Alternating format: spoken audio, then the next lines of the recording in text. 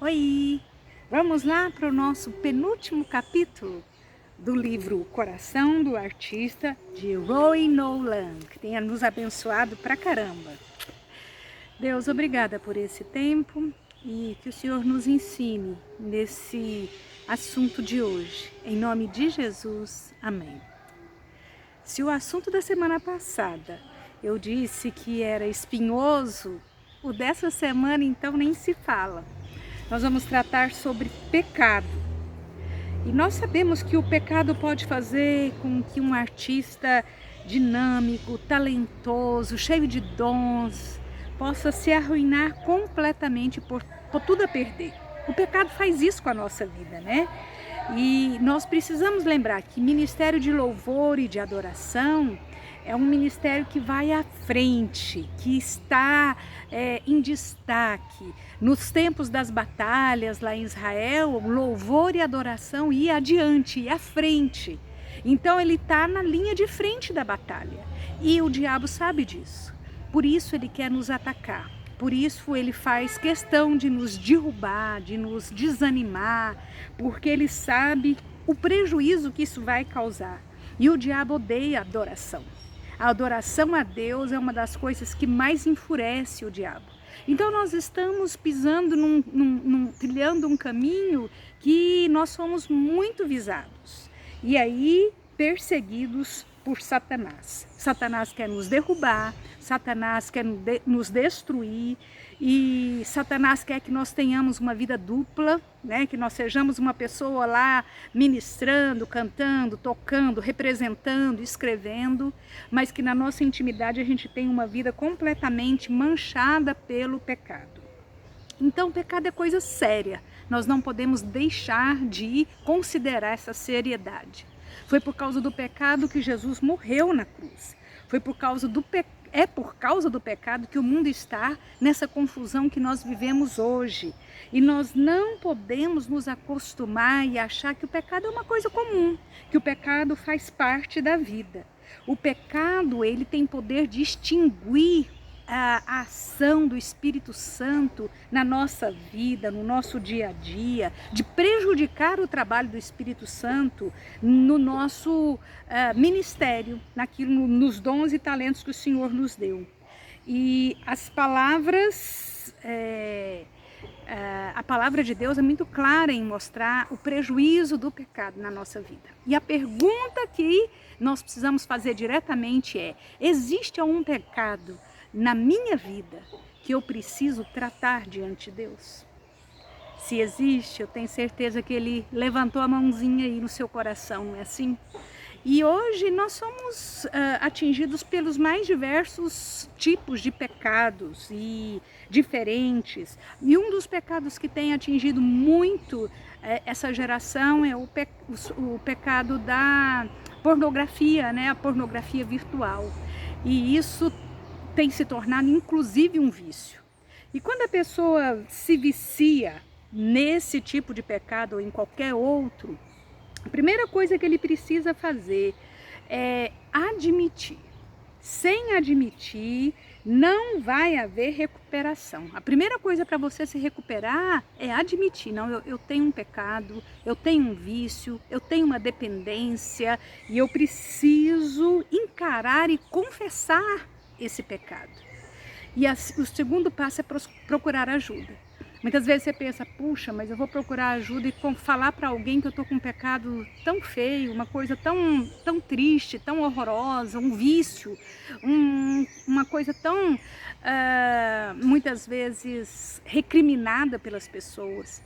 Mas nós precisamos nos encorajar e buscar ajuda, sim. Procure alguém de sua confiança, confesse, abre seu coração diante de Deus, para que essa pessoa possa te ajudar e evitar o que o diabo realmente quer, que você caia por completo, que você seja humilhado, envergonhado, que você perca o seu ministério. Esse é o plano. Esse é o objetivo dele. Então nós precisamos confessar.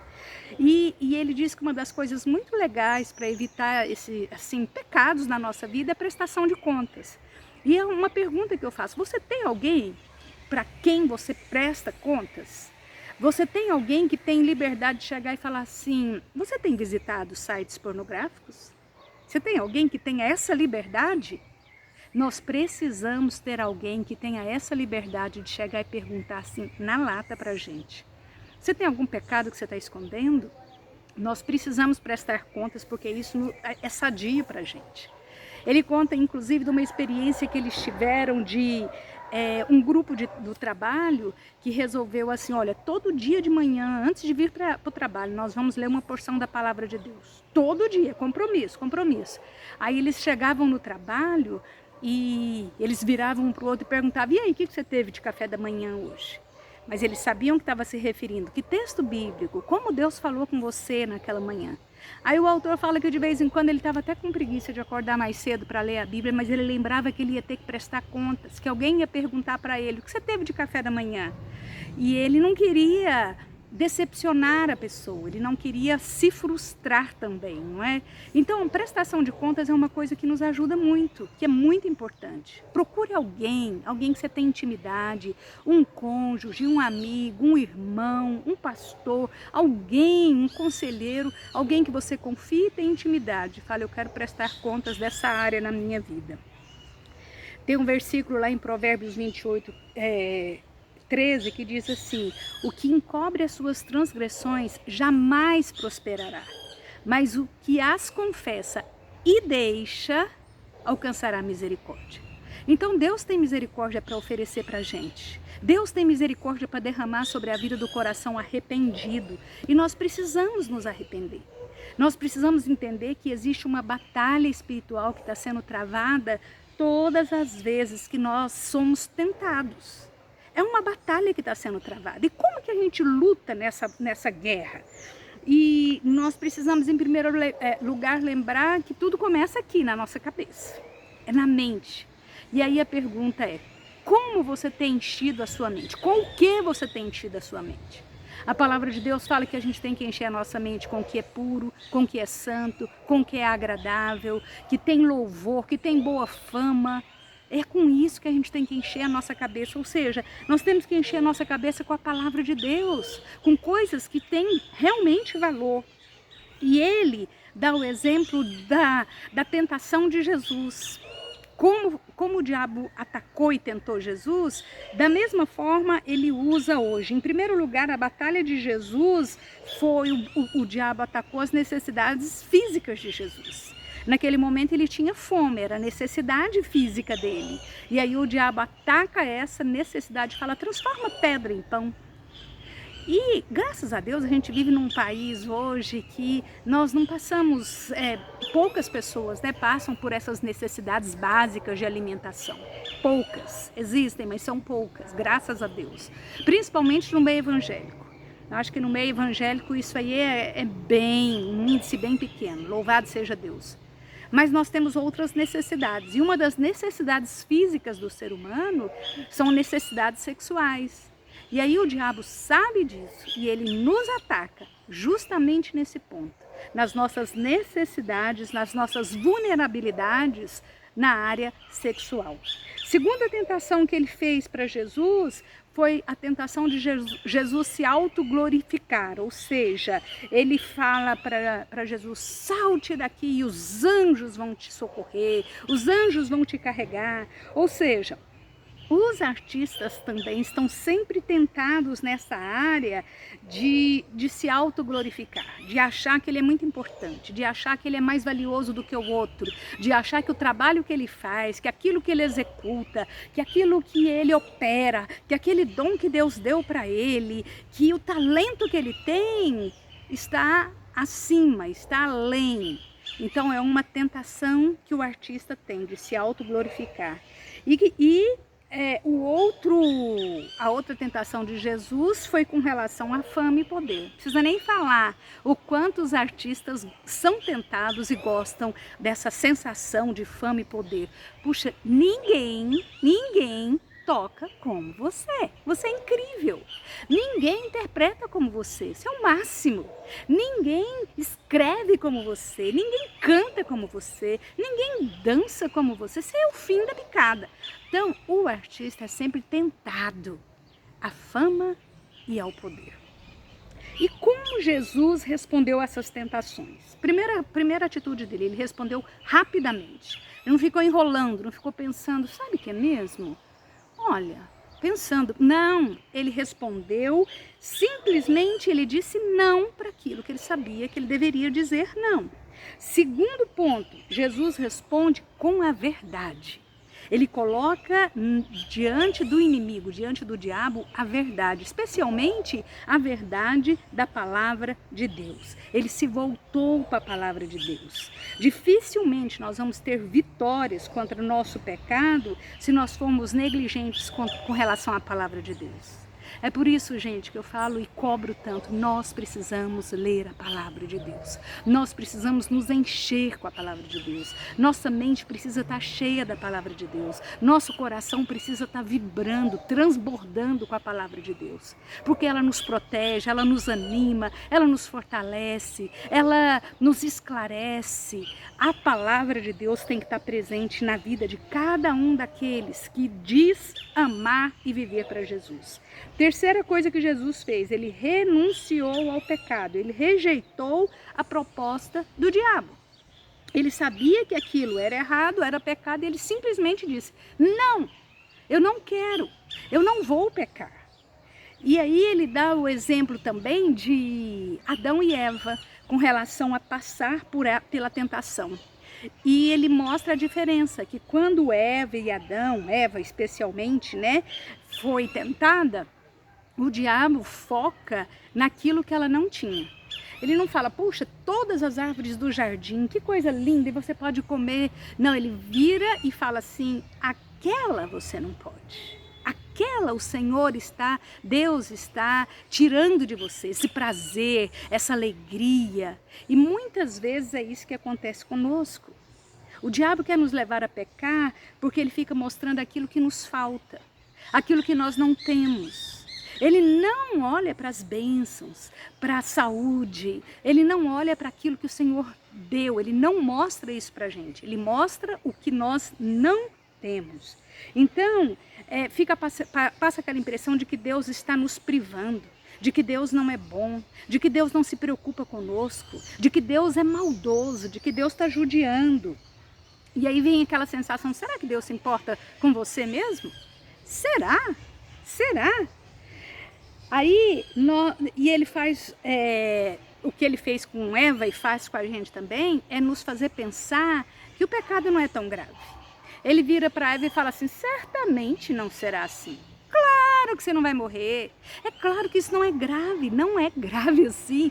Todo mundo faz. Todo mundo faz, o mundo é assim, o mundo mudou, sabia? O mundo mudou.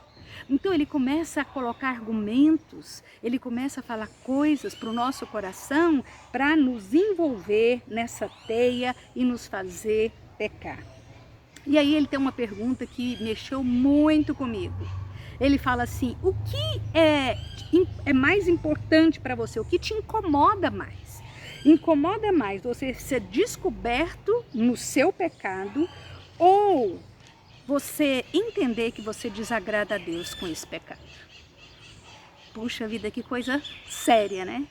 O que te incomoda mais? Alguém descobrir o seu pecado ou você saber que aquele pecado não agrada a Deus? Ah, mas Deus é amor, Deus é misericórdia, Deus é graça. Muito cuidado com isso. E aí, a pergunta que ele faz também, esse capítulo é cheio de perguntas assim, que vai direto ao coração da gente. Ele perguntou, por que você obedece a Cristo? Por quê? Por que você obedece? Quando nós temos um problema com o pecado, ele diz que nós temos também um problema com o amor. Porque a palavra de Deus fala, se me amas, guardareis os meus mandamentos. Então, quando a gente tem um problema com o pecado, que é uma quebra dos mandamentos do Senhor, nós temos um problema com o amor. Se você... e aí ele faz mais uma pergunta intrigante. Se você não pudesse servir a Deus com seus dons e os seus talentos, você ainda o obedeceria com alegria, com fidelidade? Pensa bem nesse dom que Deus te deu, nesse talento que você tanto ama, que te dá tanto prazer, tanta alegria. Se você não pudesse servir a Deus por alguma razão, de agora para frente você não pudesse mais servir a Deus com esse dom, com esse talento, você ainda teria prazer no Senhor? Prazer em obedecê-lo? Prazer em caminhar com Ele? A arte nunca pode ser maior ou tomar o lugar de Deus em nossas vidas. Ela nunca pode ser maior do que o Criador, daquele que nos deu os dons e os talentos. A recompensa, gente, para a gente obedecer a Deus é que Ele se revela a nós. É tão precioso saber que o Senhor se revela a nós. Ele fala conosco. Ele nos ensina, Ele nos instrui. Jesus pagou um alto preço pelos nossos pecados. E agora é nossa responsabilidade cooperar com a obra do Espírito Santo em nós. Quando nós temos uma vida de obediência, de santidade, nós estamos cooperando com essa obra do Espírito Santo em nós. Estar perto de Jesus e manter intimidade, ter prazer de manter intimidade com Ele, faz com que obedecê-lo se torne uma tarefa mais fácil, menos pesada. E o pecado vai tornando assim menos atraente para a gente. Quanto mais perto de Jesus, menos atraente o pecado se torna para nós. Então, se o pecado tem sido uma coisa assim tão atraente na sua vida, o questionamento deve ser: será que eu estou caminhando então tão perto assim de Jesus? Para que Ele preencha essas necessidades do pecado em minha vida? Que nós sejamos artistas que tenhamos fome e sede de Deus. Esse é o desejo do meu coração, ter fome e sede de Deus. E não deixar que a minha obediência seja um fruto só da obrigação. Eu tenho que ser obediente por obrigação. Não, mas por amor. Senhor, eu te amo tanto. Eu tenho tanto prazer no Senhor. O meu coração se alegra tanto, o meu coração é tão apaixonado pelo Senhor, tão grato, tão grato, tão grato, que tudo que eu fizer é pouco para louvar, para agradecer. E a minha obediência é o mínimo que eu posso te oferecer. É o mínimo que eu posso te oferecer. Deus quer usar cada um de nós, meus queridos. Ele quer impactar o mundo com as nossas vidas. Eu tenho certeza disso. O Senhor quer impactar o mundo através das nossas vidas, apesar de nós. E só uma vida santa é capaz de proporcionar isso. Então, o desafio é: vamos abandonar o pecado. Vamos procurar ajuda. Vamos ser santos. Santos. Porque é isso que Deus espera de nós. Vamos deixar o Espírito Santo soprar, agir, trabalhar através das nossas vidas. Pai, eu te agradeço muito por Jesus, por Ele ter morrido pelos meus pecados.